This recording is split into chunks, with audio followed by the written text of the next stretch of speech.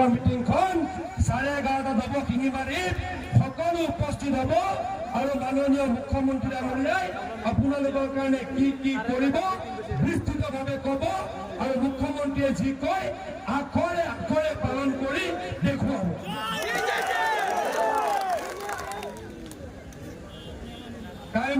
জিতু গোস্বামী ডাঙৰীয়াই কৈছে মই হস্পিটেল আপগ্ৰেডেশ্যন কৰি দিব লাগে, লাগিব নেকি? সঁচাকে লাগিবতো, সঁচাকে লাগিবতো। মোৰ মুখৰ পৰা ওলালে মই জবৰদস্তি কৰিম। ডাঙৰীয়াই হেল্থ মিনিষ্টাৰ মই হাতে ভৰিয়ে ধৰিলেও নাই, কিন্তু আপোনালোকে মোক কথা দিব লাগিব ভোট দিম নে নিদিম। দিবতো, যদি আপোনালোকে ভোট দিয়ে মই হস্পিটেল আপগ্ৰেড কৰাৰ দায়িত্ব পিছু হাজৰিকাৰ হ'ব। দীঘলীয়াকৈ নকওঁ, আৰু কেইবাখনো সভা আছে। আজিকালি আমি স্মাৰ্ট মিটিং কৰোঁ, মানে 20 মিনিটৰ মিটিং। বেয়া হৈছে নেকি? সেইকাৰণে ইলেকশ্যনৰ বতৰ সকলোতে মিলাব লাগে ন।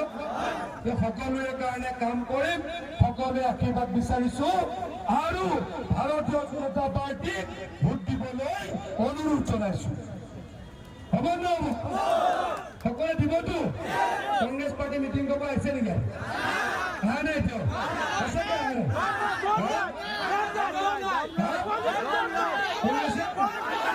নাই?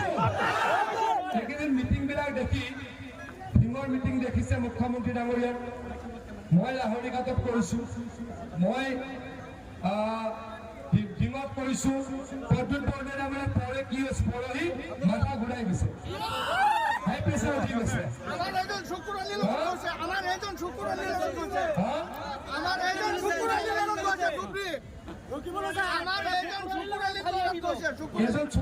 লেচন কৰিব লৈছে। জানে যে আহাবাৰ চাবগৈ ৰাইজে ভোট নিদিয়ে, হয়নে? আহাবাৰ চাবগৈ ৰাইজে ভোট নিদিয়ে জানে, গতিকে তেওঁ ক'ত গুচি গ'ল?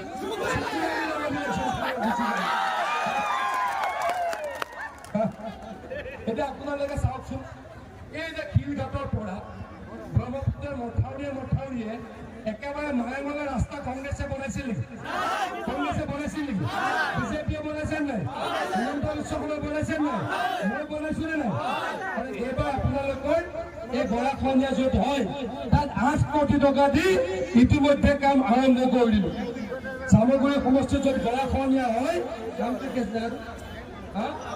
ভূৰবন্ধাত মই 8 কোটি টকা দিছো আৰু কাম আৰম্ভ কৰি দিলো আৰু কৰিম, আপোনালোকৰ প্ৰতিশ্ৰুতি দিছো।